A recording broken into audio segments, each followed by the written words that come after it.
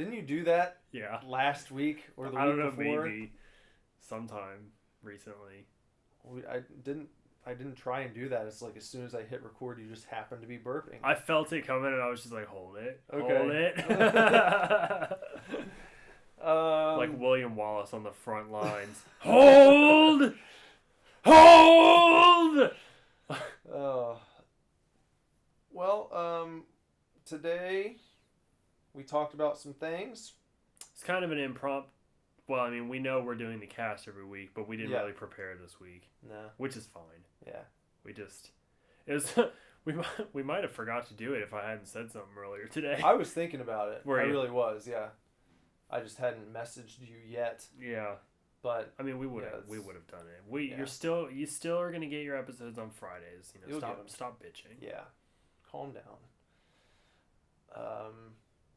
We talk about fucking some horror movies. Yeah. We didn't do super scary this week. No, but it was more like a casual horror movie conversation. We fill it in with some, as always, some Scream Factory and Arrow talk. Yeah. We did talk about the Kenny Omega, Kazuchika Okada match from Wrestle Kingdom 11. Yep. And that was our first topic, I think. Yeah. We're gonna have an upcoming trip to a Ring of Honor live event. Mm-hmm. Discuss that a little bit.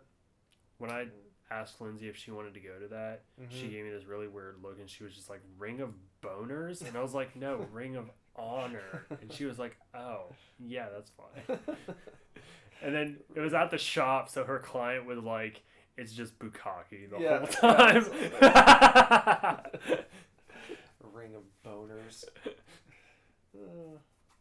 Well, so kind of a lighthearted cast, but in the meantime, you can follow us all over the place.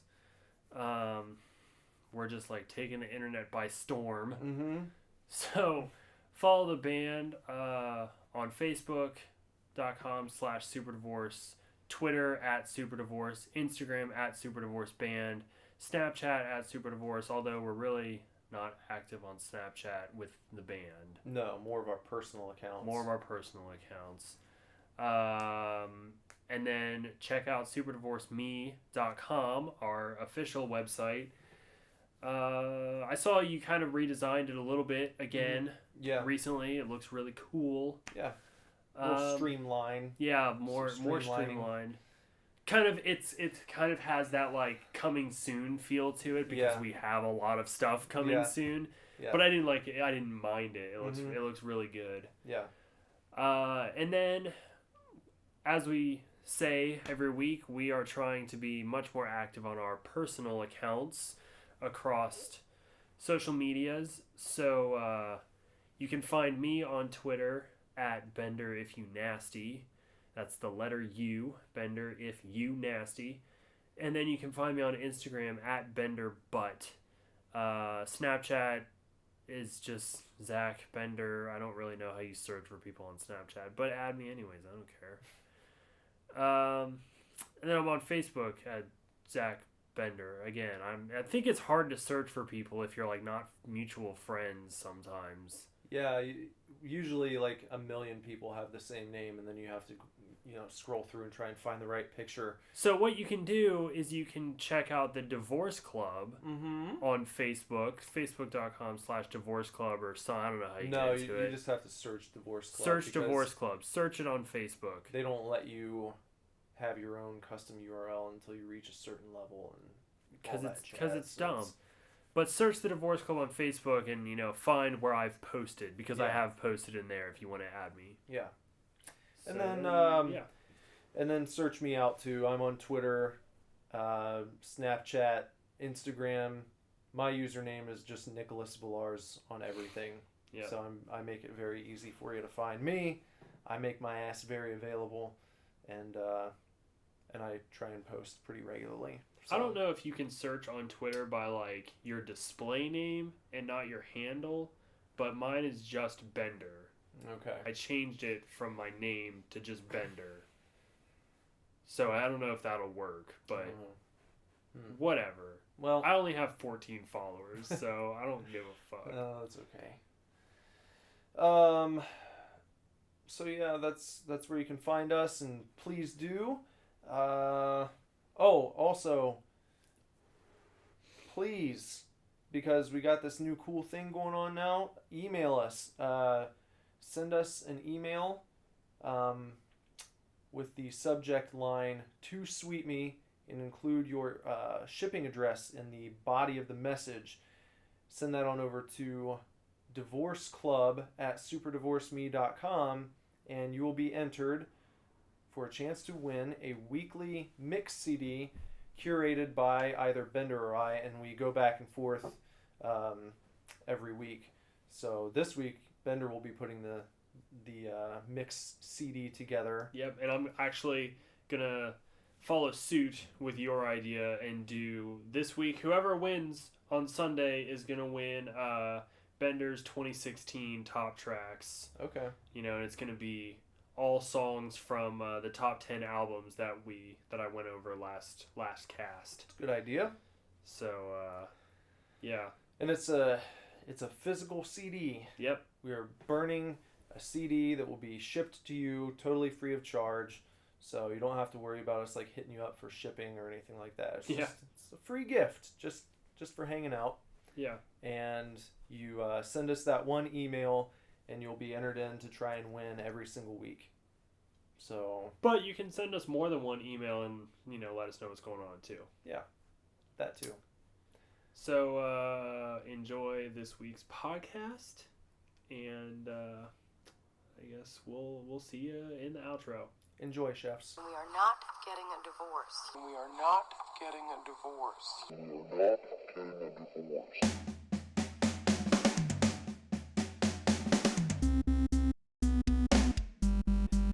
Hey man, it's Nicholas here. Super Divorce Supercast. Bender's here too. Hope everyone's having a good week. Yeah. It's weird, like, we've still been doing this podcast every week, but I feel like very recently you've been very deep in work. Yeah. Like band work and stuff, so we don't talk as much during the week. So I know we just did one of these last week with Jason, but it feels like for fucking ever since I was over here last. Just like a little bit of back and forth online here and there, but there's not much hangout or anything like that going on right now. And we used to sometimes, even when it was band stuff, we used to talk for like an hour or two. Yeah. And now it's just kind of like, hey, I'm doing this. Is that cool? Mm-hmm. Like, yep, that's pretty cool. And then you're like, sweet, I'm gonna keep doing it. There's so much like kind of busy work being done right now. Yeah. I mean, it's all necessary, but a lot of secret stuff that we're not talking about yet. But really, really awesome stuff. Like, obviously, I know some of the secrets, and it's, man, got some fucking cool stuff going on right now. I know. I feel like it's, people listening, you might hear about, oh yeah, everyone always says, oh, we got big news coming up, but like, really? No, we really do. We do. Like, stuff that, you all know that we're working on new music, but there's like a lot more going on behind the scenes than music. We're doing a lot more stuff. We're setting up a lot more things than just a new album, and I don't think you're gonna expect it when we finally unveil it. Like, it's really cool. It's kind of unique. Where it's not 100% unique. Don't like. No, we were inspired by other situations. Yeah. It's been done before. It's just not done often. Right. So, just really cool stuff going on. Yeah. But until then, beer me. You already took a drink of yours before. Yeah, I did. Cheers. I was quite parched when I got over here, so. That is good. We're drinking Rheingeist Hans. It's really good. I like this a lot. It's a Vienna style lager. Well, I mean, we haven't done just like a single beer for a while, I feel like. Well, we did beer me, beer me, beer me, beer me. Yeah. And then we did the list where we drank beer and did shots. So it's been like 2 episodes since we've done one beer. And before that... We might not have even had one. We didn't, because we did the beer me, beer me, beer me, beer me because of not doing one the week before that. Yeah, so it has been a while. And the one before that probably still would have been a seasonal, I think. Maybe. I don't know. I don't... What I was getting at was I think this is... Not only is it the first single beer we've done in a while, but it's also probably the first non-seasonal that we've done. Yeah. And shit, maybe since we started. Since we started doing Beer Me and then with just us, probably. Because we went from, fall seasonals right into Christmas seasonals. Mm-hmm. This is really good, though. I like this beer a lot. Get yourself some Rheingeist Hans Vienna style lager. This is a Cincinnati brewery. Mm-hmm. Home brew for us. I mean, we don't live in Cincinnati, but we're damn close to it. Yep. Soft and clean toasted bread notes. Yeah. That's what it says. Yeah. It's good. Quietly, Hans types his scribbled notes into a manuscript, pausing to adjust his wire-rimmed glasses and take a sip of his lager. He smiles. Yeah. It's an interesting description on the back of his can. Yeah. It's kind of a story. Oh, boy. I dig Rheingeist's logo a lot. It is neat. It's really good. It's a good logo. They have a good product design, I think. It's very appealing. I would wear a Rheingeist logo shirt. They probably have t-shirts. Yeah, they do. They definitely do. We should go down to the Rheingeist brewery and see if they offer tours. We should. That should be a Super Divorce outing. That would be fun. That'd be a good time. Speaking of outings, Nick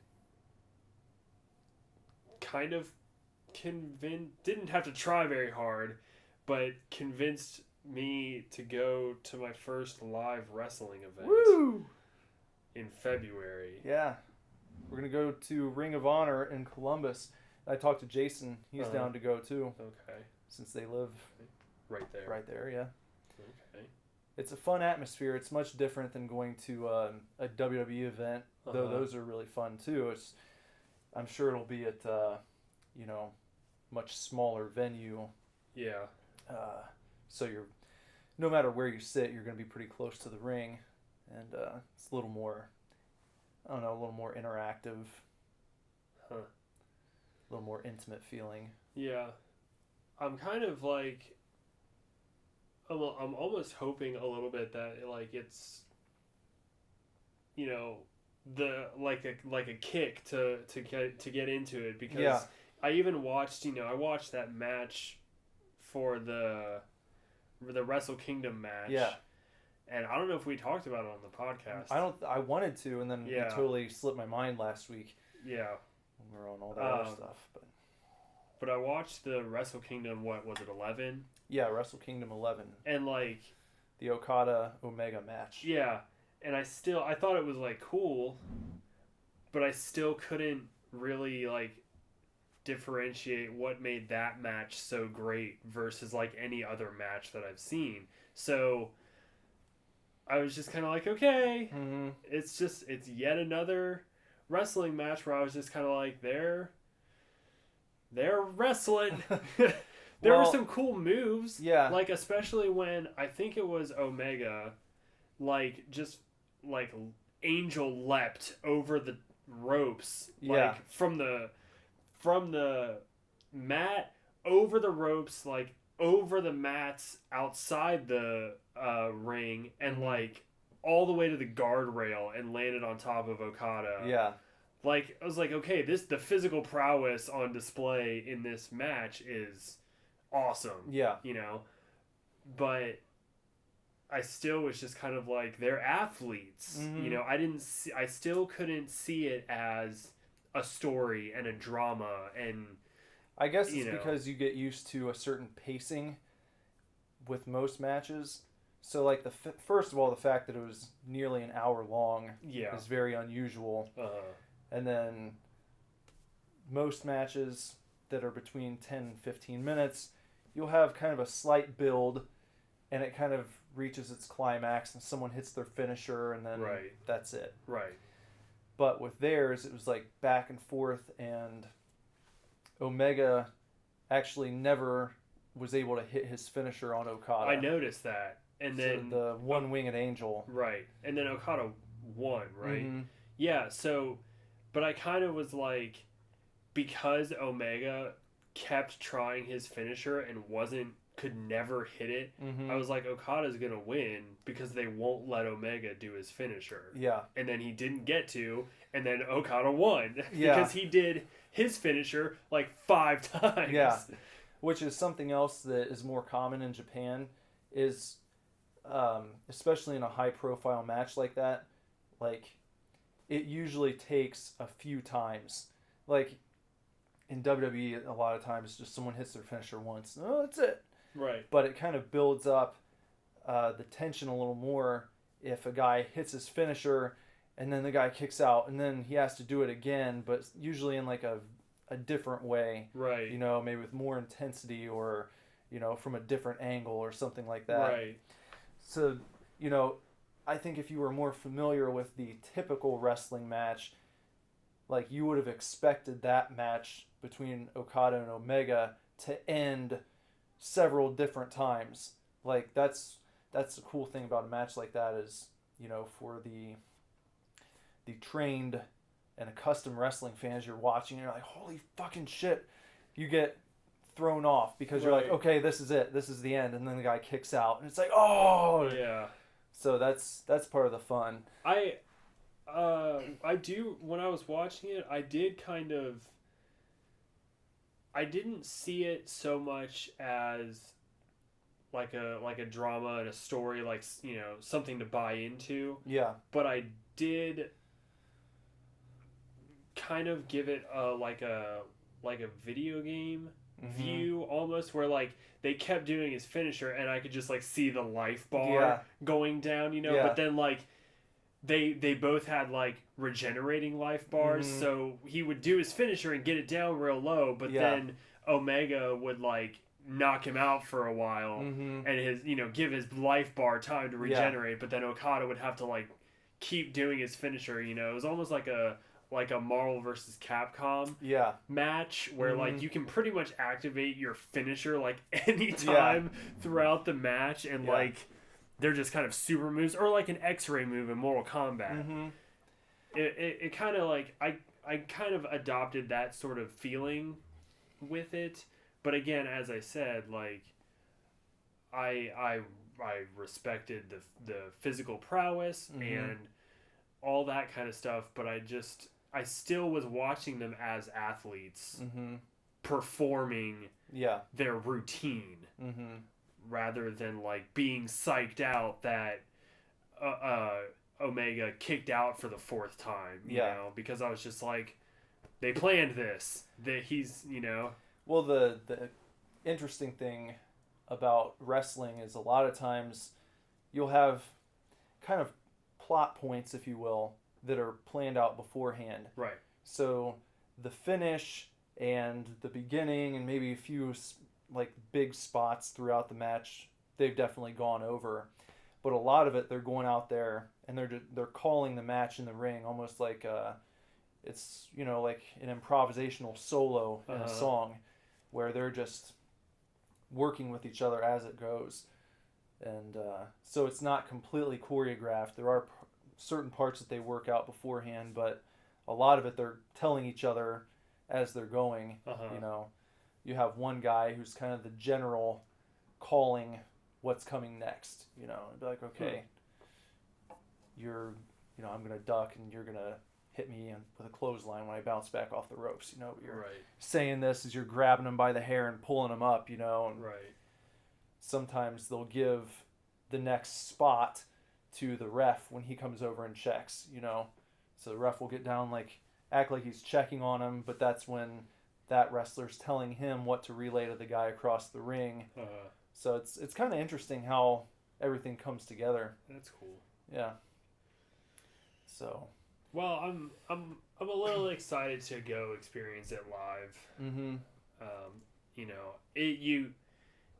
I think you lucked out because it's on a Sunday. Yeah. You know, so I don't have to request off work or anything.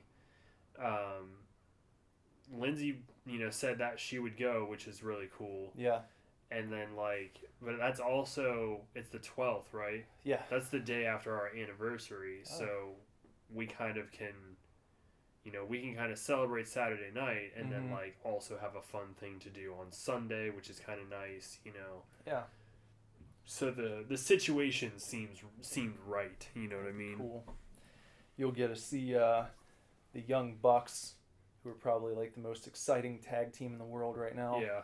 They're really fun to watch. And then another guy named Cody Rhodes, who's a member of the Bullet Club now, and he spent like his entire career in the WWE and just left, not quite a year ago, but a little under a year ago. So it's cool to see him on the indie circuit now, doing his own thing. So it'll be fun.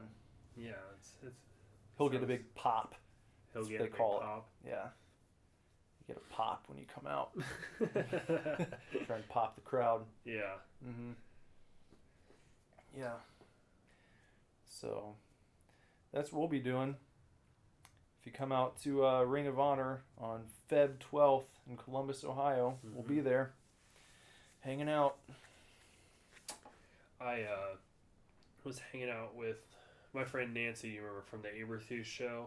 Mm-hmm. I was hanging out with her the other day, and we were talking about Horror Hound, and you know, it prompted me to look up the guest list because I haven't really checked in on it in a while. And basically, the entire cast of Monster Squad is going to be there. Oh shit! You know what? When is that again? March. It's like the second weekend in March. Okay, that's incredible because I just yesterday ordered the Mondo vinyl soundtrack for Monster Squad. Really? Yeah. I will take that with me and I will stand in line as long as I have to. As long as it takes to get everyone to sign it. Yeah. I'm like, the only other people that I really want to meet are Tobin Bell and Kane Hodder. Tobin Bell. That's a Saw guy, isn't it? Jigsaw. Yeah. I love the Saw movies. Like, they're just torturous fun. So I'm really excited to, you know, get the opportunity to meet Tobin Bell. I want to meet Kane Hodder because he's always at conventions and I never meet him. And I want to take Jason X for him to sign. And then I also want him to sign my ankle because I have like the 13th tattooed on my ankle that I got on Friday the 13th. So I want his signature on my... Did Alex do that? Yeah. It's the only tattoo he ever did on me, thank God. And it's like, it's not bad, and the one you have isn't bad. Yeah, he did a great job. But like everything else he does is... Well, I remember talking to him about it afterwards, and I was like, dude, why don't all of your tattoos look like that? And he was like, because I was afraid to fuck yours up. Because you and Jesse own the place, and I didn't want to give you a bad tattoo. I was like, well, you shouldn't want to give anyone a bad tattoo. Man. You shouldn't just give people shitty tattoos because they're not your boss. Well, he is a terrible person, anyways. But so I want to get his signature on my ankle, and then have Lindsay tattoo that. But other than those two, there's not really anybody I'm interested in except for like the Monster Squad people. So I'm at this sort of impasse where I'm like, do I try to set aside enough money to have everybody from Monster Squad sign like a poster or something? Because, you know, I have a lot of signatures on a lot of stuff. Yeah. But I don't have like one item that's just covered with, you know, like almost an entire cast. So it would be fun. I think it'd be interesting to have that. I mean, I think the most I have on any item is 3. Or no, I take that back. My most signed movie is Rob Zombie's Halloween, and I think I have 5 signatures on it. I'm gonna have to look this up real quick and see the entire cast that's gonna be there. Definitely all the monsters, and then I think like 3 of the kids. Oh, and the cop, like the dad, like they're all gonna be there. Yeah. Just go to horrorhoundweekend.com. Let's see.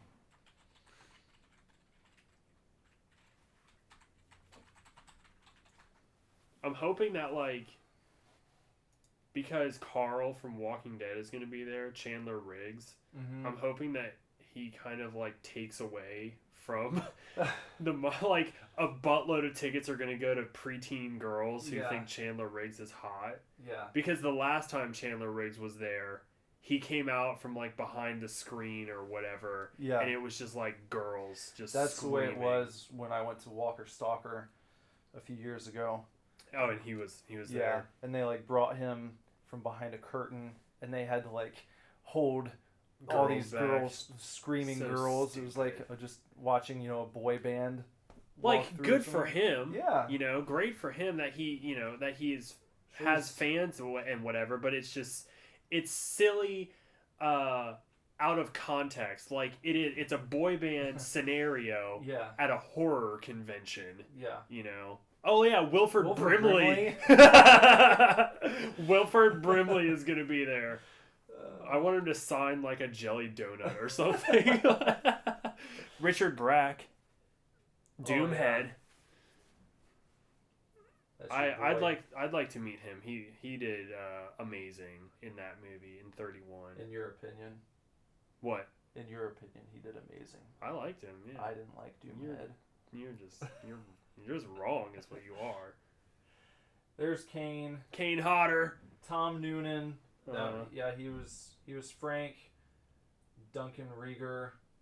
He's an awesome Dracula. Yeah, I liked him a lot. He should have gotten his own Dracula movie at some point. Yeah, pretty much everyone. Yeah, literally. All the big names. Fucking. Oh wait, I wonder if. Because it says. The swamp creature. Yeah. I don't see him. And this Wolfman. I don't know if this is the actor, like, who played him out of costume, or if it's just, like, the guy in who did costume. the makeup, or what. Okay. Because I feel like if it was the guy who played him out of costume, they would have had a picture of Napoleon Dynamite and the things he's done. Because he was Uncle Rico. That's right. And that's not Carl's, not his name. I don't know his name. I'll look it up. Here we go. But this guy, they've got, like, in his other movies he's been in, they've got, like, Waxwork and Munchies. The Garage. John Grease, okay. So this must be the werewolf, makeup guy. Carl Tybalt. Yeah. Something. He probably played just the werewolf, but but John Grease played him, you know. Yeah. As the human werewolf. Right. Well, that's kind of a bummer, but still, like, it's still cool. Still cool, yeah. I'm kind of upset that, like, whoever played the creature isn't there. Yeah, it seems like a weird one that you couldn't, you know, get that guy to come out. And then, of course, the kid who played, what's his name? Horace. He passed away, I think, in, like, the late 90s. Did he? Yeah. So. But the other kids are going to be there. Which is pretty cool. Yeah. I might have told you, I think, on one of like the behind the scenes things for Monster Squad. Yeah. Like for years, they didn't even realize that it had a cult following. Really? Yeah, like the actors just, because it wasn't an initial success, it went all this time and they just figured people forgot about it. And then like when internet fandom started becoming a thing, it kind of, had that rumbling, and people started talking about Monster Squad again. I think you had a lot of people who had seen it as kids, but like maybe a lot of their friends never saw it. They started talking about it online, and then you had the community form, and then word of that community got back to the actors, and they're like, "Oh shit, people like this movie." Yeah, I like it's it's a great movie for like. I had never seen it until we did it for. What did we do it for a podcast? Yeah, we did just it for talked about podcast. It on a podcast. It was a topic, and I'd never seen it until then, and it's great, and it's it does kind of sometimes it makes you wonder like why wasn't this popular when it came out? Because it's really good. Like it's a fun movie. The makeup is great. Like the effects are good. The story is good. The acting is good and silly. Like it's a classic 80s children's horror movie. So like I don't know why it wasn't popular back then, but I'm glad it's popular now. Yeah, but I think for what it is, it's a little edgier perhaps than like Goonies. Yeah. But I think for what kind of movie it is, it's like just as good. Yeah. In my opinion. Oh yeah. So yeah, I'm excited for Horror Hound this year. And it looks like they got many more to be announced. So they say. Yeah. That's always at the bottom. But we'll see what happens. It's almost February and the thing's in March Yeah. I wouldn't mind meeting Dennis O'Hare either. He's big on American Horror Story. He's been in every season. He seems really cool.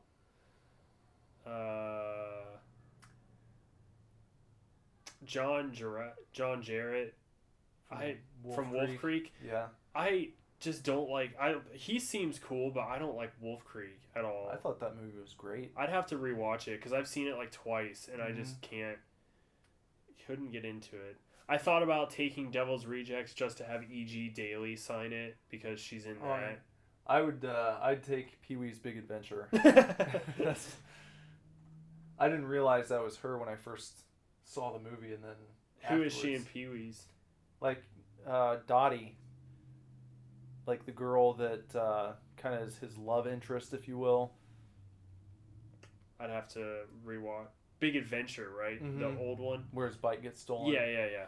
There's like the famous line. There was a Get Up Kids. Oh yeah. When I remember she comes to him in the bike shop and it's like, I'm a loner, Dottie. Yeah. I'm a rebel. That's good. That would be funny to have her sign. Yeah. Oh, you can do photo ops with her. Photo op with Wilford Brimley. We need to do that. That would be awesome. Diabetes. It's like it's kind of a shame, really, that like I had no fucking idea he was in The Thing. Yeah. Because literally my only knowledge of Wilford Brimley is that he's in diabetes commercials. Well, you can't feel too bad for him because he's literally been acting for probably like over 50 years. Yeah. So most of his career, people didn't know him for diabetes. But right. It gave him a resurgence. Yeah. Why else would millennials know who Wilford Brimley is if he wouldn't have done the diabetes commercials? It's true. I guess it's true. That movie Death Valley also has the kid from A Christmas Story in it. Oh yeah. And I read recently because Scream Factory is doing their 5-year anniversary, so they're doing like a look back over their releases over the last 5 years, and they were talking about Death Valley, and I can't remember the kid's name. It's Peter something, but is it the kid who played Ralphie? Yeah. It's they were talking about how they were like getting together all of the bonus features for Death Valley and everything, and they had contacted Peter and he declined to like interview about Death Valley, and they were surprised because they were like, you'd think the guy would want to talk about anything else besides Christmas Story. Yeah. Like, he did other things. Right. But, like, he declined, and they were kind of... Because, like, the Facebook posts include, you know, like, messages from, like, the owners of the company or, like, the senior whatever, you know, big people in the company. Mm-hmm. So they were talking about how they were actually kind of really disappointed that he didn't want to participate in their special edition release or whatever. But they got like a bunch of other people. And did he say why? No, it didn't say why. They were just kind of like, he declined, and we were kind of disappointed about it. Just like Jamie Lee Curtis declined to talk about Terror Train when they released that. Like, she wouldn't appear in interviews or anything. It's like, you did a movie, you know, like, if somebody cares enough to want to talk about it, like, you should talk about it, I feel Unless like. they had, like, a horrible experience making it or yeah, something. if they had like... I wouldn't, if they're going to decline, like, you know, I'm not going to force them or whatever, but, you know, somebody cares enough about this movie that you might not give two fucks about, you know, or whatever. But somebody cares enough to, like, not only release it, but, like, restore it and film new interviews and give an audience a glimpse into production they've never seen before. You know, breathe new life into this film that you were a part of. Yeah. But you don't want to be a part of that resurgence. You don't want to remember this movie or whatever, and it's like, you know, okay, if you had a bad experience, I understand, but if it's any other reason, like, you're just like, oh, I did so many other things in my career, like, get off your high horse and do an interview. It's just an interview. Yeah. Well, it's like, for years, Vanilla Ice, when he toured, wouldn't play Ice Ice Baby. And it's like, dude, why the fuck else are people coming to watch No you? one is coming to see you for any other reason. It's like, you should be thankful that you got that song, because... It's like Warrant and Cherry Pie. Yeah. Yeah, it's like, okay, well, maybe you hate that song, but without it, you probably wouldn't have had a career. So just, you know, suck it up and play it. If we got a one-hit wonder, you know, I understand. It would be kind of a bummer to be a one-hit wonder. But Flock of Seagulls is still playing music, even though they hate the song I Ran. No, like...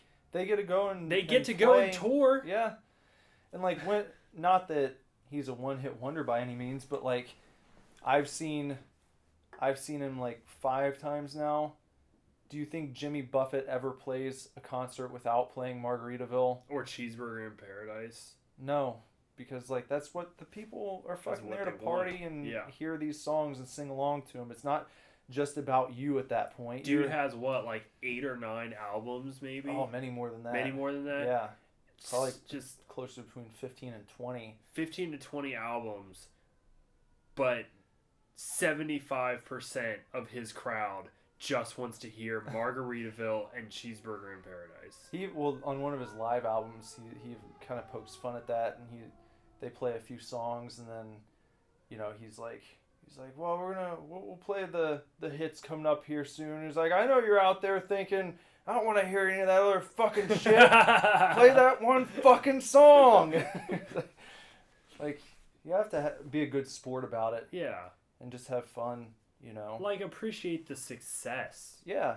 You know. And that people after 20, 30 years are still excited to go and hear you play one song. Yeah. And I would love to have a thriving music career, you know, where people enjoy, or many of our songs reach an audience or whatever, or connect with people. But I feel like maybe I would feel different if it actually happened, but if we got one song off and it made people want to come see us play music 20 years from now because they want to hear one song, fine. Yeah. Like, I'll play that one song twice in a row. Yeah. If it means that you're going to come see me 20 years from now. Even if you play it, every night for your entire life, what is it, like 3 minutes out of your day? Yeah. And it's going to support you. It's gonna literally let you live. Yeah. You can live off of people coming to hear one song from you. You're not talking about going and clocking in at a place you hate for 10 hours every day. Right. You're talking about playing one song for like 3.5 minutes. And spending the other 57 minutes of your concert. Yeah. Or the other, like hour and a half of your concert playing other stuff. Yeah. I think it's a fair trade-off. I think so too. I think so too. But yeah. I don't want to be a one-hit wonder, but I'm not going to be butthurt if we are. Well, because even if you are a one-hit wonder, most bands that are still have a dedicated following. Exactly. I was going to say the exact same thing. There's still people that like your music other than your one song. Yeah. But that one song, you've got your dedicated following, and then that one song sells tickets to the other people that aren't dedicated, but they want to hear one goddamn song. Yeah. Why not? I'm not a big Jimmy Eat World fan, but if they were on a bill with like 2 other bands that I enjoyed, I would buy a ticket just to see them play the middle. They've got plenty of other songs, songs that I know as well. I know All I Can Say. Like, I know other songs that they've written. Yeah. But to watch them play the middle live, like, I'd stick around for that. I would stay. If they were headlining, I'd stay and watch them play the middle. You know what I mean? Yeah. Because it's a good-ass song. Or the Sweetness. Sweetness, yeah, that's the other one. Along. That's the other one. I actually have, and I say Jimmy Eat World because I actually have seen them play. They headlined a Paramore show. Oh. Because they essentially discovered Paramore. Yeah. Or at least were instrumental in getting Paramore famous. So they were on tour together, and we didn't stay for the entirety of Jimmy Eat World's set, but they did play the Sweetness, and we stayed for that. I don't think we saw the middle, but we stayed long enough to hear the Sweetness.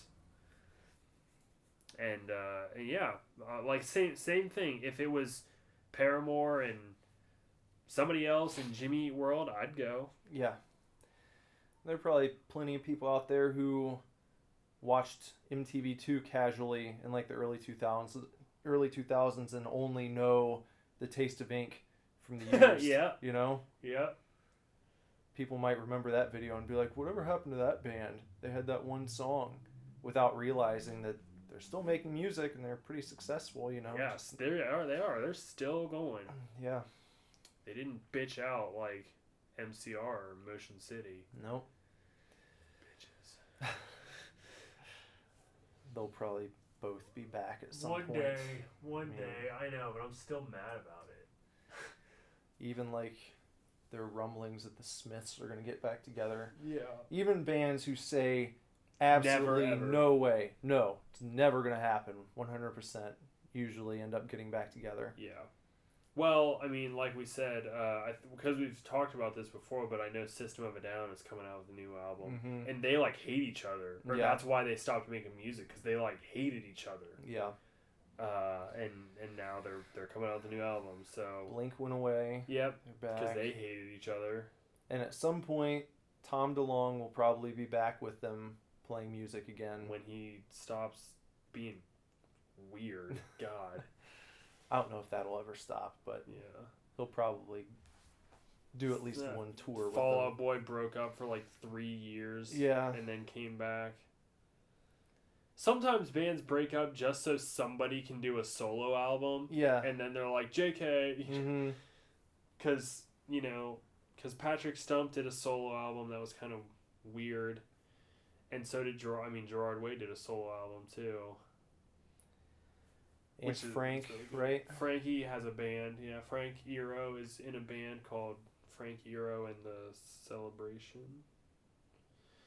And Ray just put out an album that he's part of recently. I think I don't have it yet, or I haven't looked into it. Mm-hmm. But I follow Mikey on Instagram. And Didn't you say he's just like a family man? Yeah. Generally? It's awesome. Like, he doesn't post all that often, but when he does, it's just like pictures of his wife, or he's at like a I want to say like a Baltimore Ravens game. Like, he's just like a sports fan and just hangs out with his wife and stuff. I'm like, good for you, Mikey. Yeah. Like, he used to be in this band you might have heard of. Every once in a while, it's so funny because one time he posted, I was kind of like, you know, they call it creeping. I was scrolling like way back into his news feed or his Instagram feed, and he had posted a picture of like his jacket from the Black Parade, like the marching band jacket, and it was just like the caption was just like, "Oh shit, found this in an old cardboard box in the attic," and it, of course, you know, it had like 50,000 likes or whatever, but it's just like, OMG, like jizzing all over their phones because he found his Black Parade jacket. It's pretty funny. It's like, oh, remember this? Like, this was pretty cool. I remember that. It was fun. Like, only the biggest emo band of all time. Yeah. I follow Gerard too, because obviously he's big on the Young Animal stuff and posts a lot of that kind of thing. Do you have the new issue of Doom Patrol, issue 4? I just picked it up. Do you have are there coloring pages in the back? I don't know. I just put it in. You haven't flipped through it yet? No. There's supposed to be. He posted pictures where you can scan and then print off Bane's coloring corner in the back of Doom Patrol. And it's like pictures of Bane like wearing an apron, and like you're supposed to scan them and color them. Let me see.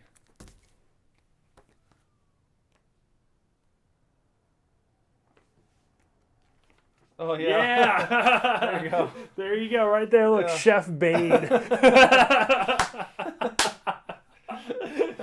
So you're supposed to scan those in your computer and then print them off, and they're coloring pages. That's awesome. They're so great. Astronaut Bane. And I love it's the Bane from the movie too, like from Dark Knight Returns or Dark Knight Rises. It says Molto Bane. Yeah. I love Young Animal. Like they're killing it. It's such a good company. Like, I'm so glad Gerard is doing what he loves because he's bringing something different. It's just a little different. He's bringing to comics, and it's great. Have you been getting like all of these the variants and stuff? Yeah.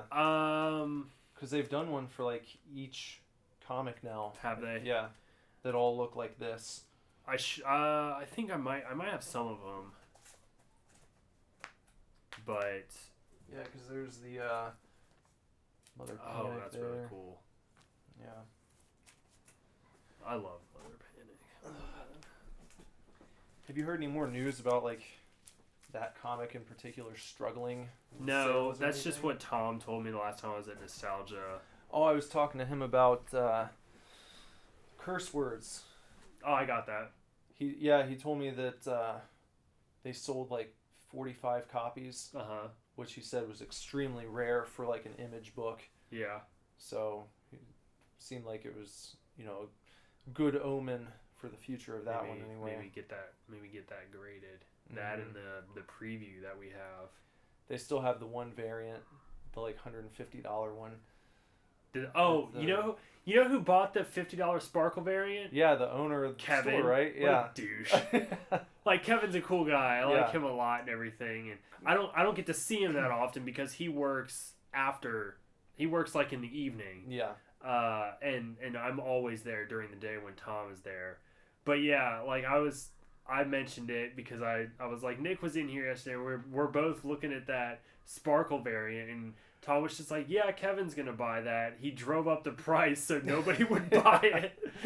I was like, what a dick. But apparently you can get that variant on eBay for like $25.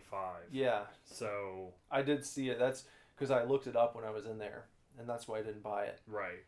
Because I was thinking about it, and then I checked Amazon, and I was like, well, I want to support the local shops and everything, but $25 difference. Yeah, that's like a little steep, you know. Yeah. So, I want to pick that up, but yeah, I haven't read Curse Words yet, but I'm glad I got it. I'd like to get that graded, and I think I also picked up the Scotty Young variant, which was him, the wizard, like peeing lightning on the robes and stuff. I haven't bought it yet, but it's on my list. That's like the one thing I was wanting to do. Aside from, I have a pre-order for Persona 5, and that's going to be Lindsay's Anniversatine's Day present. And then, the pre-order for the Switch. Aside from that, I was going to buy comics on Friday, tomorrow, and then, that's what I was going to cut off. I was even going to talk to Tom and be like, hey, just so you know, I'm planning on not buying anything all through February, so please don't let Kevin throw anything away on my list. Yeah. I'll be getting my tax return soon though, because I did my taxes early, because I'm an adult. Raise the roof. Yeah. As soon as I got my W-2 in the mail, I was just like, might as well. Okay. Speaking of taxes, I had the best customer service interaction with TurboTax. Really? The other day. Just online or? No, it was on the phone. Okay. I had to call them. I'll try to summarize, but okay, so basically every year my dad did my taxes, okay, and he used TurboTax, but he had a username and a password set up for me. Well, last year I did 2014 was the first year I did my taxes myself. Okay. I also did my taxes last year, but I signed up for TurboTax on my own. This year, I forgot that I had signed up by myself last year, and I talked to my dad, and he gave me my username and password, and I got in, and blah, blah, blah, whatever. So I get all the way to the end of my taxes for 2016, or whatever. Yeah, 2016. And it's okay, there's new rules, and the IRS requires a specific number from last year, so we need that number. So I go back into, TurboTax, and I can access the form that I need every year from 2007 to 2014, but the 1 year I need, I can't get to. Because it's listed under this other username that I have. So, I had to call TurboTax, and I was just like, look, I have two usernames. I don't know why. They're both registered to the same email address. And I was like, I just need to get into this other account to get my number to finish my 2016 taxes. Everything's done. I just need this one number. And the dude's just like, okay, so you don't know what your other username is. And I was like, no, I know this one, the one my dad set up. I was like, I know that one. And he was like, but you don't know the other one. I was like, no. And he was like, okay, well, I can't give it to you. And he was like, but it's pretty close to your other one. And I was just like, I had 3 of 7 letters. Okay. Because they sent me an email and they were like, log in now. But it only shows me 3 of 7 letters. The first 2 and the last one. There's 4 blank letters in the middle. And I'm just like, so he's like, it's close to your other username. And I'm just like, I don't know, man. I only think about taxes once a year. And he kind of laughed and he's like, I know, but yeah, it's pretty similar. And I just couldn't think. And he was like, what? Just think about it. Think about what were you thinking about when you set up your account last year? And I was just like, I don't know.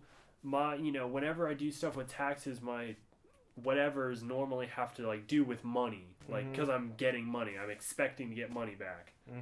And he was just like, kind of. And I was like, that doesn't really help. And I was like, okay, so the first 2 letters are this. And he was like, yeah. And I was like, is the 3rd letter this? And he was just like, I can't tell you. I was like, God damn it. So then he's like, okay. Write down the username that you know. And I was like, okay. So I wrote it on a piece of paper. And he's like, now write the other letters that you know underneath it. And I was like, okay. And he was just like, some of the letters are the same, but not all of them. And they're switched around. And I'm just like, dude, like, I have no idea. So finally, after like 5 minutes of him like giving me brain teasers, he's just like, okay. If you think you can verify a bunch of personal information, he's like, and you probably can, but he's like, if you can verify a lot of personal information, then I can send you an email to reset your password, and that email will have your username in it. And he was just like, but I gotta be honest, you're probably gonna hate yourself when you see it because it's so easy. And I was like, I know, but just go ahead. And so I was able to verify all the information, and I got an email, and it was like totally obvious. As soon as I saw it, I was just like, motherfucker. And then I was able to get into it and finish my taxes. But it was just so funny. Like, he was really, really nice, and he was just kind of like, I don't know, man. Like, I want to help. Like, after seeing it, do you feel like his brain teasers were like, did you feel stupid for not realizing? A little bit, yeah. Like, he was giving you a good lead. He was giving me okay leads. They weren't. I think he was doing the best he could without giving it away. And unfortunately, the amount of information he was allowed to give me wasn't enough to spark my memory. You know, he gave me everything he was allowed to, and it wasn't enough. Yeah. I feel like there were a couple things he could have said, like he could have told I was right about the 3rd letter. I was correct, but he couldn't tell me if I was or not. So it was just, it like plants that seed of doubt. Yeah. You know. But it was just really funny. I wasn't expecting to have to like solve puzzles, you know, to like get my username and stuff. But it was just really funny. He was really nice and really cool about it. Yeah. And you know, I guess at the end of the day, like, you have to appreciate they really do care about your security. Like, that's good. It's good to know.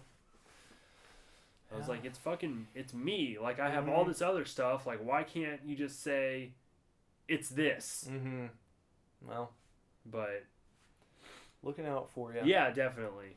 So it was a funny exchange. I had a good customer service exchange with Cincinnati Bell, actually, when I was calling to cancel my service with them. Quick and painless. It's very nice. It's very nice. But I feel like it's good when the reason you're canceling is something that they cannot argue with. Yeah. Which is what happened. Because even like after I canceled initially, like 3 days ago, earlier today, like their corporate manager from this area called me and was like, hey, Cincinnati Bell, just following up with, you know, making sure we didn't do anything wrong, you know, seeing why you're deciding to leave. And I was like, well, got an offer from another company. They are starting their internet at 100 megabits per second. I'm getting 20 with you guys, and that's like where you top out. And it's also going to be cheaper with the other company.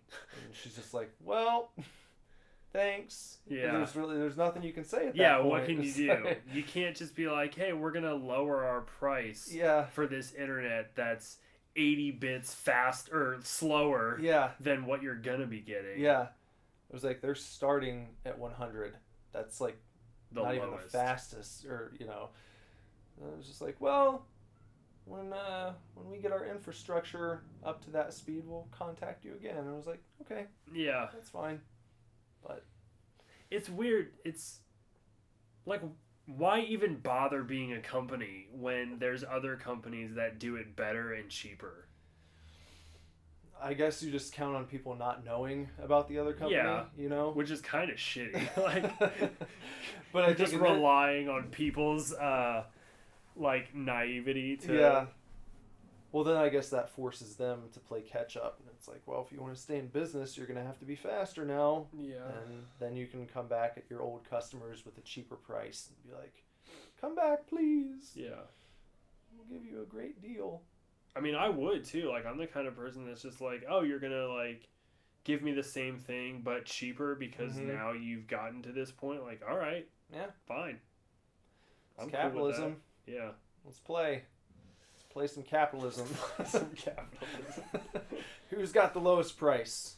That's what I'm saying. Well, who's gonna offer me the same exact thing for a lower price, or a better thing for a lower price, or a better thing? You can't argue with that. Like, I want to. I mean, it all goes to the same place, but I want to start buying movies from the UK, from Arrow, because they're cheaper than they are in America. And they have a better selection. So it's just like, win-win. Why not?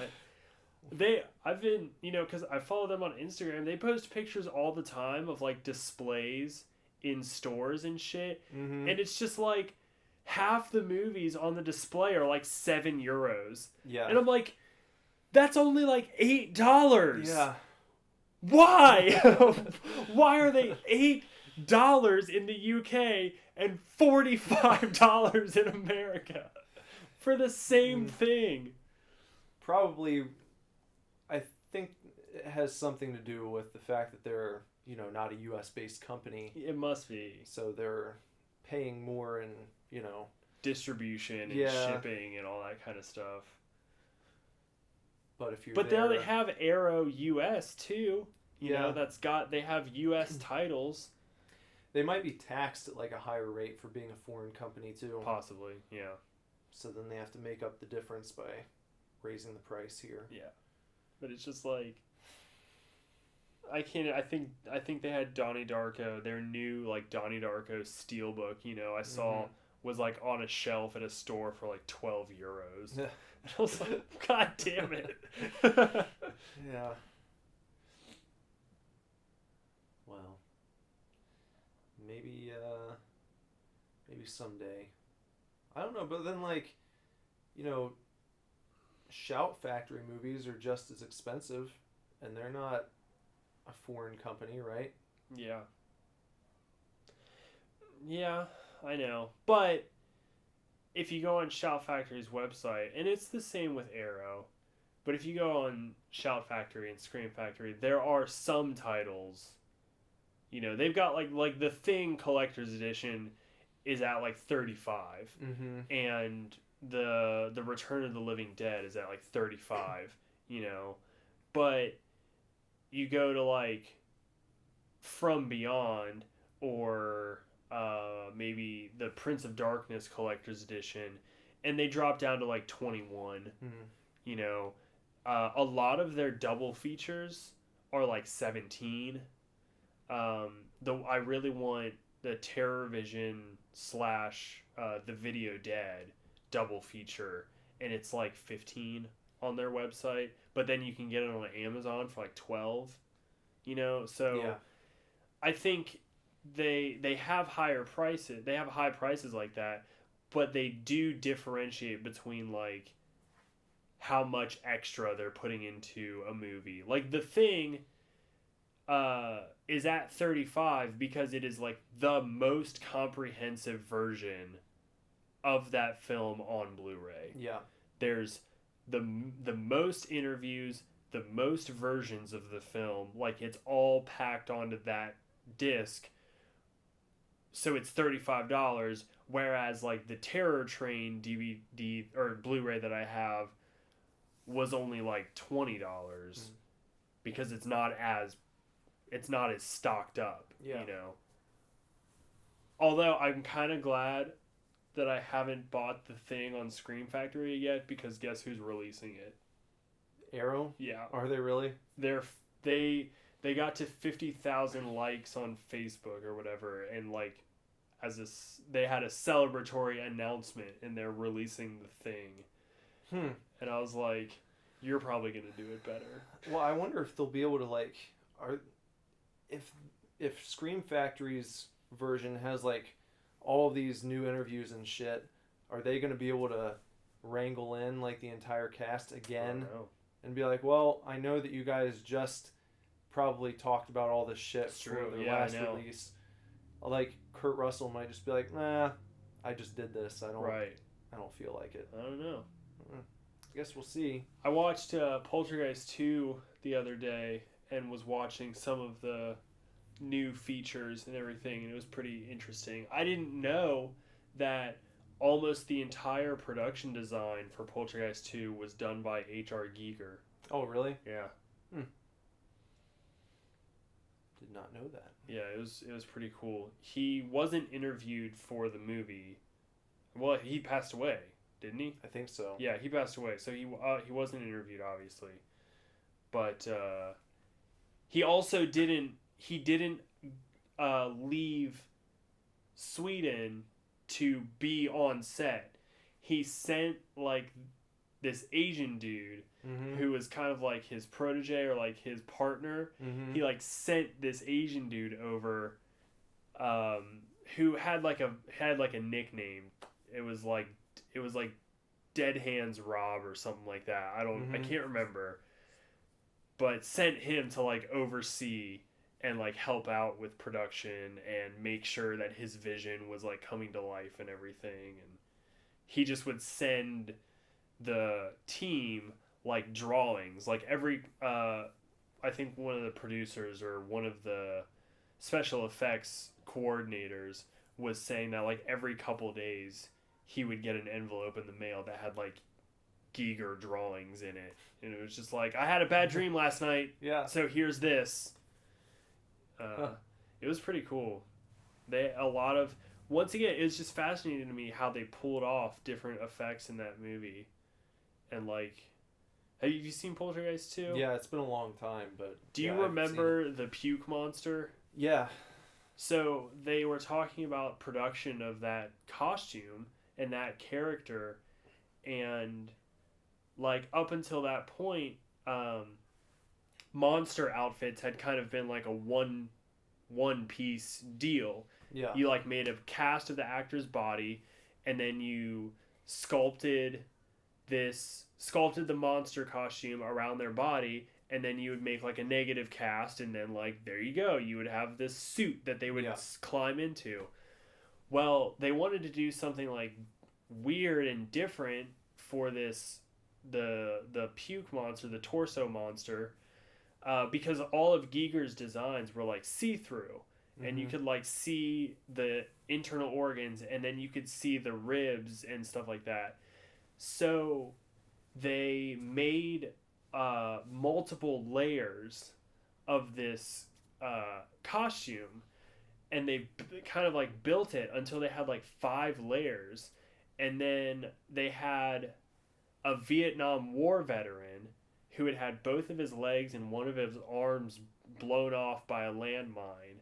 This guy got into the Vietnam War, got into Vietnam, stepped off the helicopter onto a landmine. Jesus. Like, arrived in Vietnam for the first time, stepped off the helicopter, and got his arms and legs blown off. So he had one arm left, but he played this monster, and they built this suit for him, but it was like different layers. So then when he like comes up and moves, it's like all of these different parts are like sliding on top of each other, and they used like see-through stuff so you can like see all these different things. And then they were talking about when the monster like stops crawling and it turns around to like look at the parents. Yeah. And it turns around and it like smiles, and in the movie it's like the right corner of its lip kind of twitches a little bit. Mm-hmm.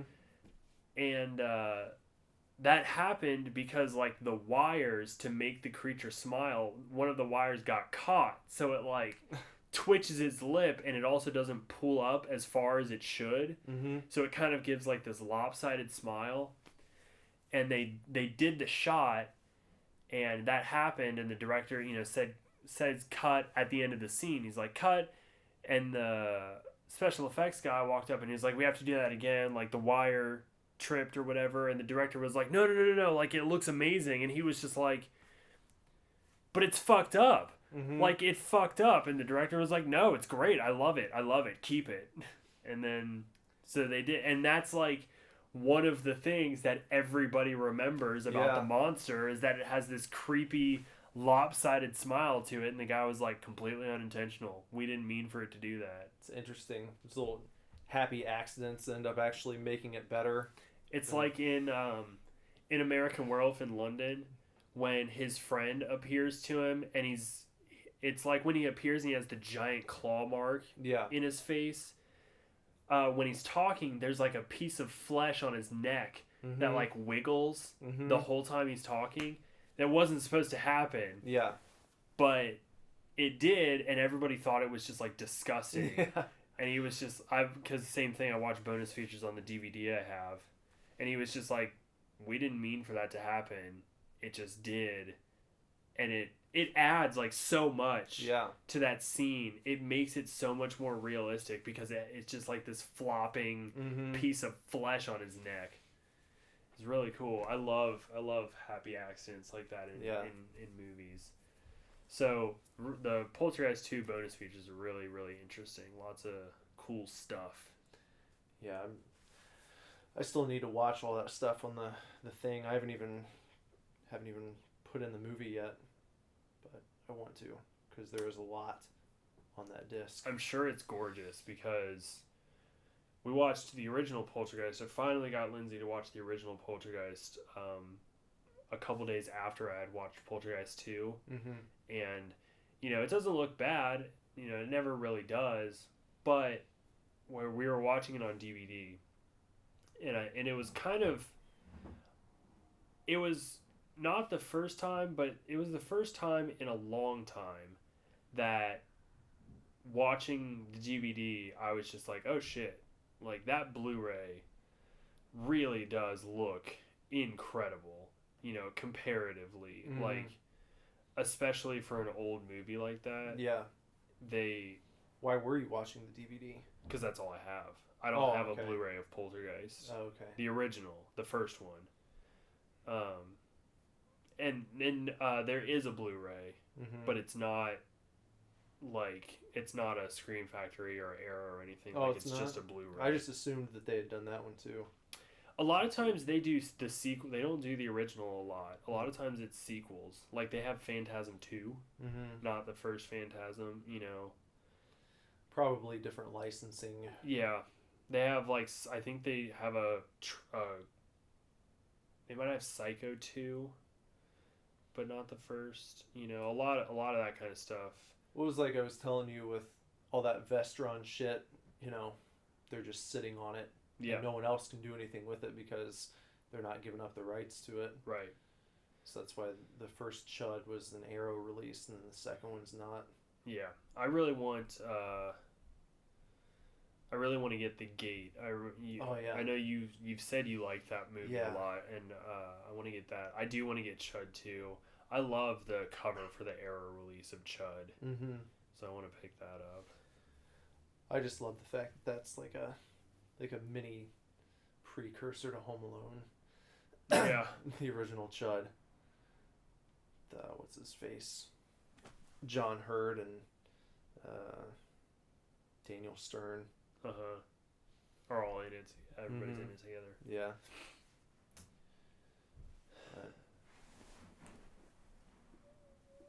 Oh, did I told you about the popcorn movie that I pre-ordered, right? I don't think so. No? So, my friend Christy, who I know from Horror Hound,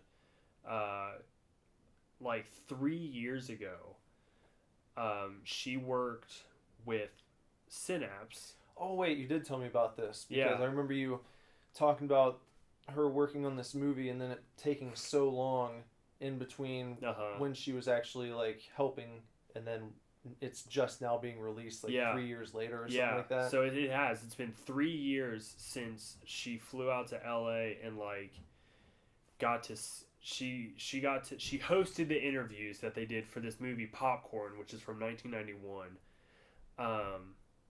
And she also got to see like they like pulled a bunch of stuff out of like a vault or an archive, so she got to see a lot of like never before produced like back behind the scenes stills and like all this kind of stuff. And the reason she did this is because she's been a really big advocate for the movie for a long time because she loves it. So she used to write for Horror Hound magazine and stuff. So, you know, when she was prolific in the environment, she threw her weight behind this movie. And so was instrumental in getting Synapse to pick it up. Yeah. Because it's never been on Blu-ray before, and I think a DVD is like even harder to find. Like it's just not an easy to find movie. So 3 years later, after the title announcement, that it's finally being released and it comes out in March. And I'm excited. I pre-ordered the Steelbook version of it, and I mean I literally am only buying it because Christy has been talking about it. Yeah. For 3 years. So it's exciting though. Like I'm really excited about it. Just to kind of see this whole thing come to fruition, and I don't know. It's exciting to. It's cool. Like be a part of the revival. Almost, you know. Yeah, it's cool about the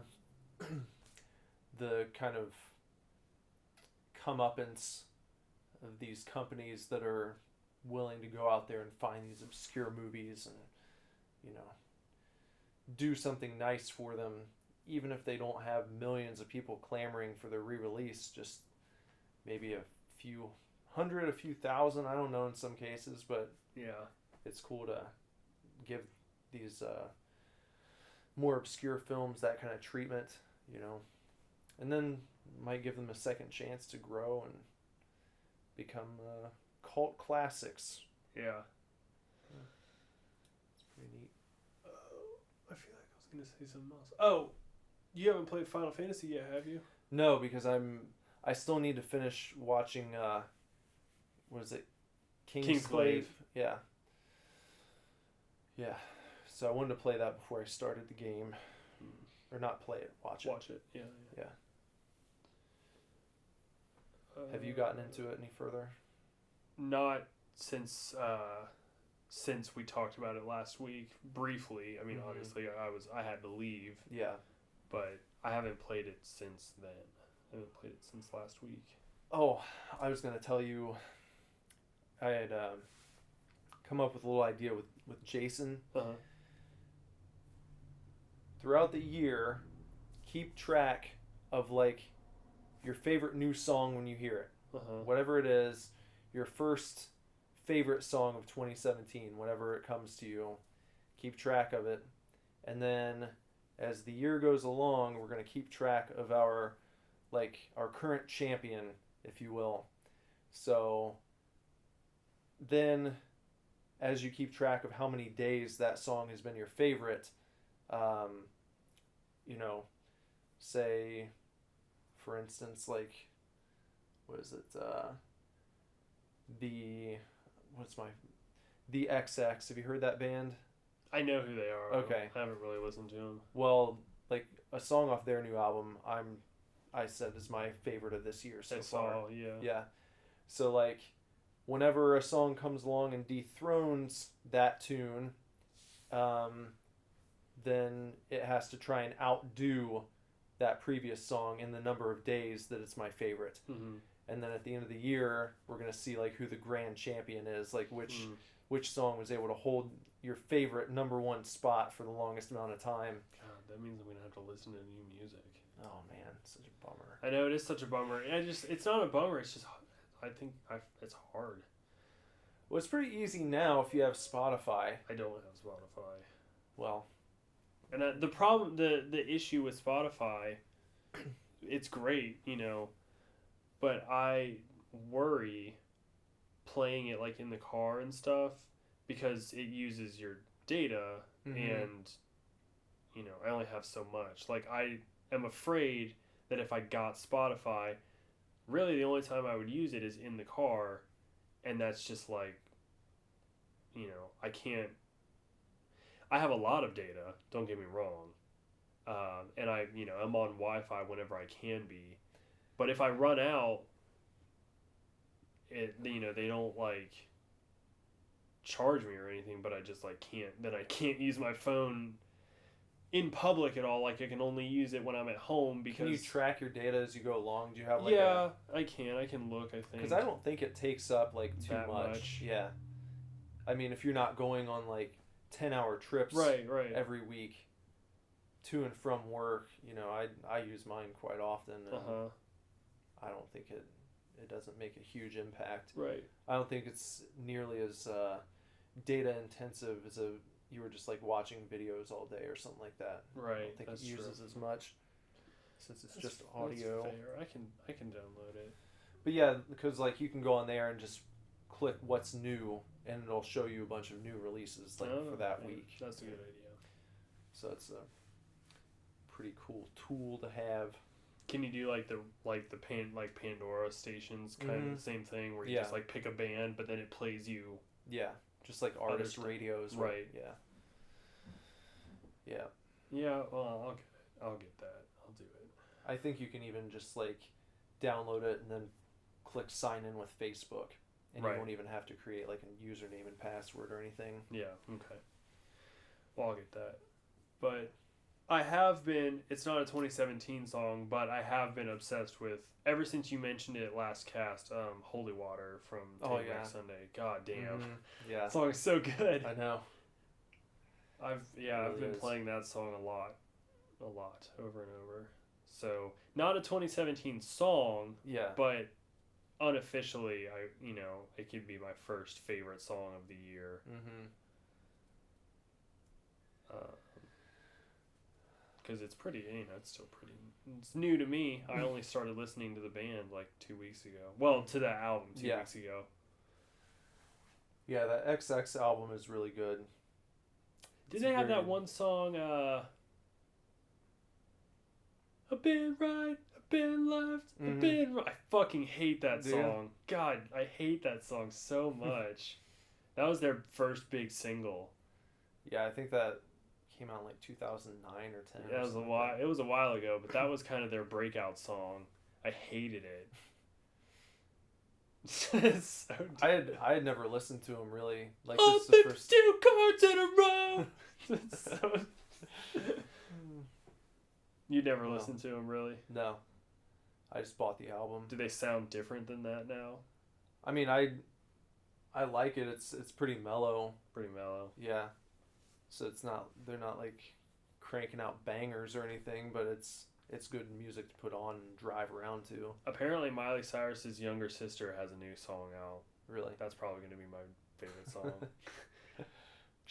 Lindsay was telling me that she doesn't sound like Miley Cyrus. Mm-hmm. She sounds exactly like Hannah Montana. Oh, really? She's like, it's really weird, but there's like a definite, he definitely sounds like Hannah Montana, but not Miley Cyrus. Huh. That's kind of odd. That but is. I need to look that song up. I don't know what her name is. Her, do you remember the band Metro Station? Yeah. That was a Cyrus kid. Oh, was it? Mm-hmm. Miley Cyrus's brother was in that band. Oh. I did not know that. He was the bass player. The tall, skinny, gross-looking bass player. I think Billy Ray needs to make a comeback. Big time push. Maybe he could do like an album with Miley and get I'm sure they have. I feel like they have, maybe. I Not a think whole album, but... No, I think they've put like videos out where they played together. Yeah. Just like at home. Oh. But I'm talking like Billy Ray goes back to the old days, gets edgy again. Country days. But like, you know, back when he had like the full-blown mullet. Yeah. Like the cut-off t-shirt. Yeah. Really tight pants. The cut-off flannel with the white t-shirt underneath. Yeah. Yeah. You could go that route and achy or breaky your heart. Achy breaky. He could just release an album called Patch It Up. Patch it up, Buttercup. And it's all about how you need to get the fuck over it. That breakup doesn't mean shit. That'd be the start of the album. Yeah. I'm just saying that. That breakup don't mean shit. Bow, wow, wow. Tiny guitar comes in.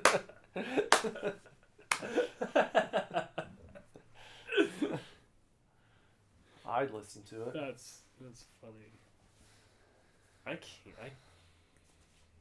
No part of me enjoys country music. Not a single country song. Johnny Cash is about as country as it gets for me. I know I'm sure there's a lot of like folk artists. Yeah, I was gonna say, what about like alt country, like stuff that's not played on the radio, like the fucking outlaw country and shit. You know, like Shooter Jennings, dudes who look like they'd hang out with like He Is Legend. You know, maybe that kind of stuff. Maybe, but and like Southern metal type deal. You know, I like that stuff, but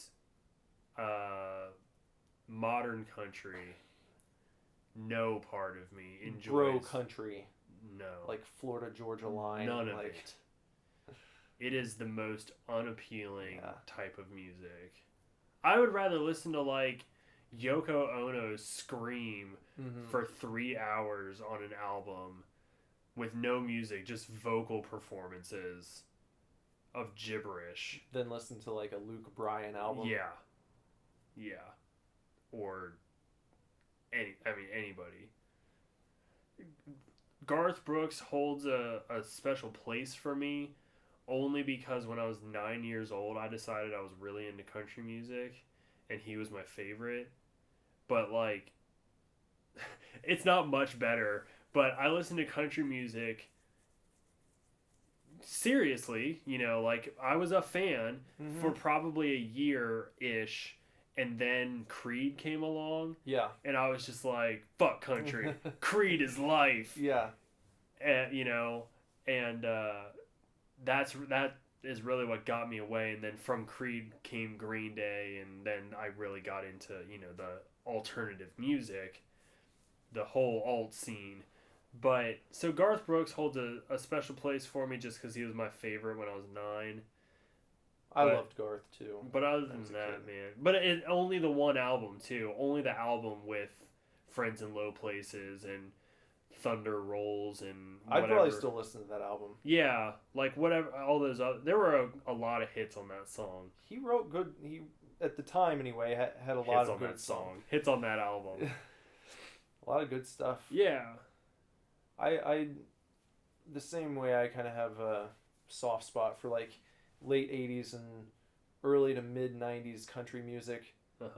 Like that's what my mom always listened to when we were driving around running errands and shit. So like Garth Brooks, and I don't know if during your 1 year as a country boy you got into like listen to Alan Jackson or like Travis Tritt. I listened to K99.1 FM. Yep, that's like every day. That was it. Every day. And I still like remember the words to songs too. Like fucking horrible. Every once in a while I'll just be like doing my thing, and then it'll just be like, hey, there's gonna be a country song stuck in your head today. And I'm just like, fuck. Do you remember, I don't know who sings it, there was the song about the guy who it was like he was at an auction. John Michael Montgomery. Was that what it is? Yeah. Hey pretty lady, won't you give me a sign? I'd do anything to make you mine, oh mine. Yep. It's a great song. I'm going once, going twice. I'm sold to the lady in the second row. She's an 8, she's a 9, she's a 10, I know. Yep. Yep. She's got ruby red lips, blonde hair, blue eyes. I'm about to bid my heart goodbye. Yeah. Bid my heart goodbye because they're at the auction. Yep. Yeah. That was a good song. My girlfriend in like 4th grade bought me that CD for my birthday. That's a good song. Yeah. Everything else though, every once in a while, Lone Star, that the one song they had, I don't know how you do it. That song gets stuck in my head all the time.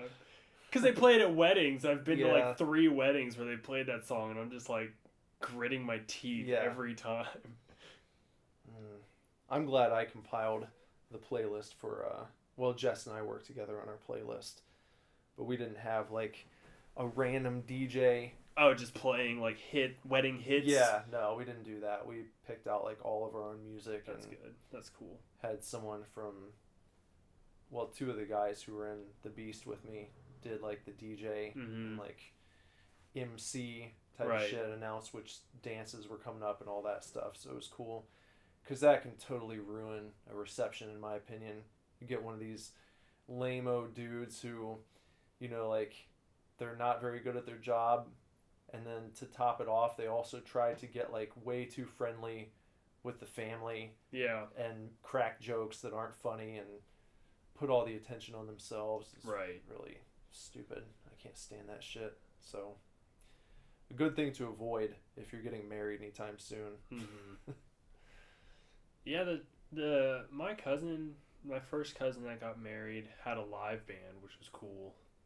Don't really hear about many people doing that these days. So that's kind of neat. She had a live band that was kind of like they were like a jazz band, but they still played like hit songs, you know. Yeah. So it was fun. It was really neat. One of my friends had a legit jazz band where they played no song that I recognized, and it was classy as fuck. Yeah. It was really cool. And my cousin that recently got married had a DJ, and I don't mean this in a bad way, even though it sounds bad, but the music was kind of forgettable. Mm-hmm. But it wasn't bad. Yeah. At least it wasn't bad, you know. I didn't spend a lot of time on the dance floor at that wedding, but at no point was I like, God, this music is not going well, you know. Yeah. So I think that's okay. I don't know. I always thought it would be fun to just like, because I know. Well, I used to be friends with more. Well, I'm still friends with a lot of bands now, but when I was dating my last girlfriend, we talked about that kind of stuff. It was like, oh, well, like, we know this person that does photography, and we know this band, like, they can play. Like, wouldn't it be fun to just, like, we know this dude who, like, can DJ. Like, wouldn't it be fun to just have all of our friends do stuff for us? Yeah. It is fun. Yeah. Oh. Well, what's going on this weekend? Anything? There is a geek dance party at Blind Bob's on Saturday. If you guys want to go, I think we're gonna go. Nancy's gonna go, and I think Cody and Aria might show up too. But it's like there's gonna be a DJ. They're gonna have 2 stand-up comedians. They're gonna have like raffles, and if you like dress in like a character costume or something, you get like $5 off your admission or whatever. Oh. So hopefully there will be a lot of characters walking around, but they're calling it like the geek ball or something. It's like the first time they're doing it. So I think we're gonna go to that. Huh. Well, I don't know what's going on for Saturday yet. Are you gonna come over on Sunday night? What's Sunday night? The Royal Rumble.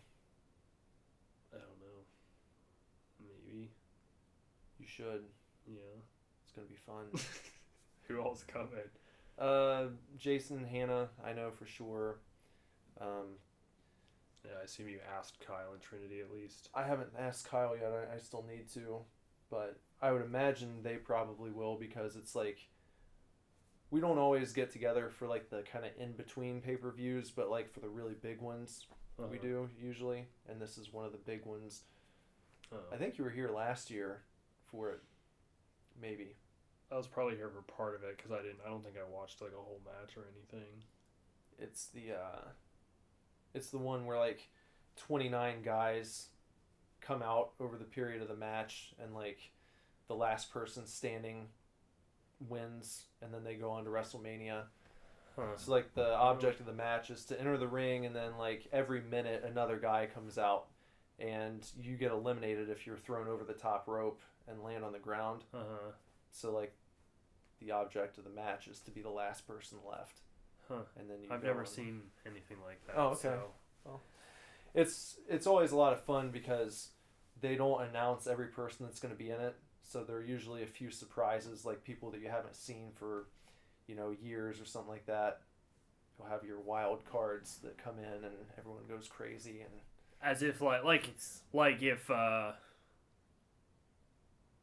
don't even know, like if Hulk Hogan just showed up out of nowhere, just like ran into the ring, just like you see the countdown, and then it's like 5, 4, 3, 2, 1, and then they'll pause, and then the music hits, and then they come out, and so it's usually fun. I actually looked up on Reddit today, someone posted like a Royal Rumble drinking game. It seemed kind of fun to play during the Rumble match. I would do it. Might do that. Maybe. I mean, I don't know what's going on Sunday. I don't know if we were gonna like be at the shop or anything. Like, I think Jess was gonna do some stuff over there like early. Yeah. But because of that pay-per-view, she was gonna kind of take the day off. Yeah. Sort of. At least try and be here by like 5 or 6. Right. No, so we'll see. All right.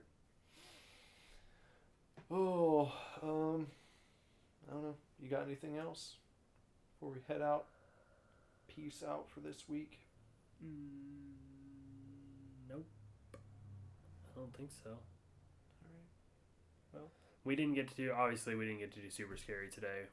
We talked about some horror movies, but we'll pick up on Super Scary next week. I think we should, because I have a lot of stuff that I have a lot of stuff that I own that I haven't watched yet. I got recently and whatnot, and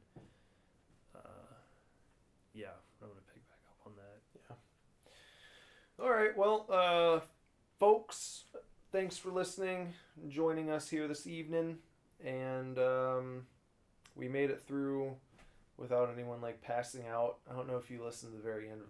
I got pretty far, but no, I the last part that I listened to was a couple days ago, and it was right when I left. Oh, okay. After you left, it went downhill fast. God love Jason. No, I was giving him shit. He got pretty drunk. He did. The funny thing was, I kept pace with him. I drank like just as much as he did, but apparently he hadn't eaten anything like all day. I was gonna say, he seemed like a lightweight, because I took 3 shots. Yeah. And I hadn't really eaten either, though. I mean, I must have eaten something. I can't remember. It was a week ago. But I took like 3 shots and drank a beer, but I was still pretty like... Yeah. Good. Like, I was good to go, But poor Jason. Yeah, I don't know how many shots he did before I got here. I think a few. But it ended up... Like, he couldn't even answer questions I was asking him. Oh, my God. I was like talking to myself and yeah, kind of poking fun at him for like the last 15 minutes. He was barely here in the room with me. He was off somewhere else. I don't know. Good Lord. So we said next time he comes back, we'll just do a 6-pack. No hard liquor. No. So we can do a drunk cast sometime though. Oh yeah, that'd be fun. I don't think we've ever done we're like shit faced and we're casting, We tried the one time, I believe. Did we? And it didn't really turn out that well, did it? I don't think so. I don't know if everyone got drunk. I feel like it was a build up and didn't quite meet the expectations that we had for it. And then we didn't do it again. For whatever reason. So maybe it's worth another try. Yeah. Maybe for like St. Patty's Day. Yeah. We'll do like St. Patty's Day drunken cast. What episode number is this? Because I'm really looking forward to the pizza party. It's still like a bunch away, I think. But... I think this will be like episode 47. Okay. So we only have like 13 more. Yeah. Thank God. Well, here soon, it'll be Valentine's Day. Mm-hmm. We need to do Valentine's Day cast with our ladies. Yeah. Bring the ladies on. Yeah. I think that would be fun. All right. Okay. Well, thanks again. Stick around for the outro and listen to us tell you all of the other places you need to check us out. Yep. And we will talk to you guys next time. We'll see you next week.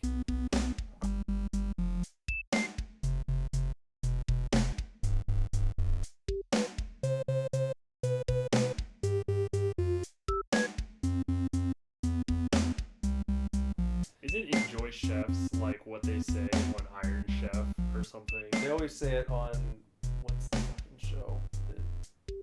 What's the new one? Chopped. Chopped. Yeah, Right. That's what they always say. Enjoy Chef. Enjoy Chef. That's funny.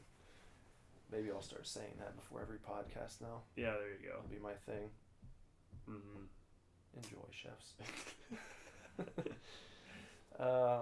Well, hopefully you enjoyed this week's episode, and hopefully you learned a little something. Hopefully you grew a little bit as a person while you were listening, and you walk away from this episode with a new lease on life, and you're inspired to live your best life possible. Because that's really our goal here. It really is. Like we said in the intro, you can check us out all across social media. Facebook.com/SuperDivorce, Twitter @SuperDivorce, Instagram @SuperDivorceBand, the Divorce Club on Facebook, and you can email us at divorceclub@superdivorceme.com. You can email us whatever you want, but if you choose, you can put "to sweet me" in the subject line and then include your shipping address, and every week you'll be entered to win a mixed CD curated by either Nicholas or myself. The Too Sweet Mix, as we're calling it. Yeah, the Too Sweet Mix. This week is my mix. You'll be winning my CD, and it's going to be a selection of tracks from my top 10 albums of 2016. So we've been doing it for 4 weeks. This will be our fourth. This will be the fourth. There have been 3 winners so far. 3 winners. And they've all gotten their mixed CDs in the mail. They absolutely have. Again, we're very active on our personal social media accounts, so we're trying to be. So you can find me on Instagram @BenderButt, and you can find me on Twitter @BenderIfYouNasty. Maybe I'll change it so people have an easier time finding me. Letter, yeah. Bender if you nasty. And then, I don't know, figure out how to find me on Snapchat. It's Zach Bender, and it's on Twitter. Yeah, it's my profile picture. So you can add him via his profile picture on Twitter. Yeah, however that works. And if you want to follow me across social media on Twitter, Instagram, Snapchat, I just use Nicholas Villars. Because he's smart. Yeah, I keep it simple. So follow me. I try and post pretty regularly. Lots of fun pictures. I like to include lots of pictures on my Twitter posts because I think that's fun to do. Yeah, your Snapchat's hilarious too. Thank you. I like your Snapchat a lot. Follow my snaps. I also have my Snapchat. What is it? The Snap code. That's what I use as my Twitter profile picture as well. So you can do that whole thing. And yeah, man, just follow us and stay in touch and come along this journey with us. Yeah, this crazy ride. And I think that's going to about do it for this week. Yep. So, thanks again.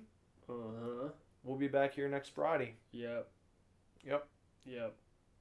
All right, man. All right, bye, guys. Bye. Super Divorce.